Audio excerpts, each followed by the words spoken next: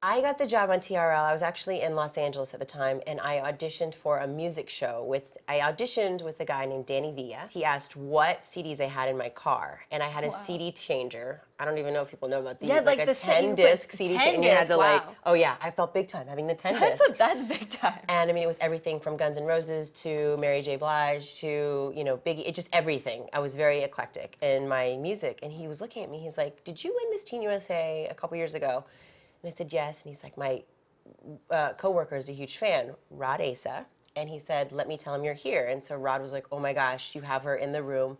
Please ask her, these questions, and we'll send her tape in to TRL. And if she wants to be a VJ, he was such a fan, which was so humbling for me, but also found out that I was a music head, yeah. I guess is that a way to put it. They sent my tape in, so then I started harassing MTV in New York, which was Vinny Potestivo and Rod Asa, and then they gave me an opportunity to audition for TRL.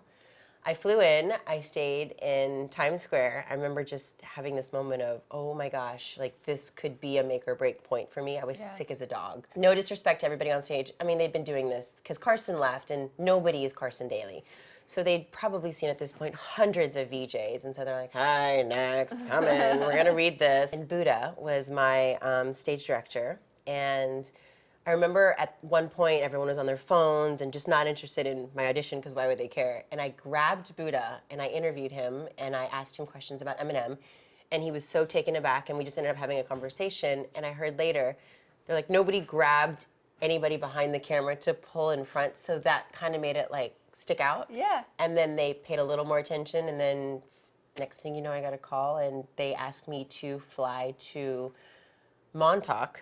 Oh, wow. Actually, East Quogue. Okay. For MTV Beach House. That was my first, okay, here we go, trial. And then next thing you know, I was in New York, and I did my first episode of TRL, and I interviewed Chingy, and that was it. The whole thing was nervous. The hair, the makeup, the wardrobe, the executives, the cue cards, the live audience, the rush, the IFB, the microphone, the don't block your face.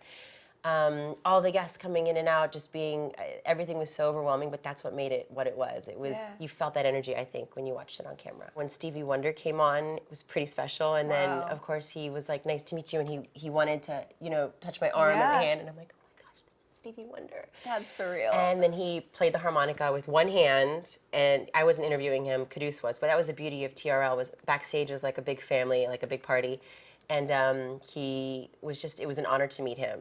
One of my favorites for personal reasons. Yes, do tell. Was Ryan Reynolds. I mean, of course. He came on and they were like, we want to do a skit. We're thinking sumo wrestling. Before they could get the words out, I was like, yes, I'm in. I mean, I kept the outfit that I wore when I interviewed him for the longest time. It was actually, speaking of J-Lo, it was Sweet Face by J-Lo. It was brown and cream tank top with cream culottes that I'm now wearing again 20 years later. Good grief. And we had to put on those sumo suits, and sumo. Yes. It's one of the best days.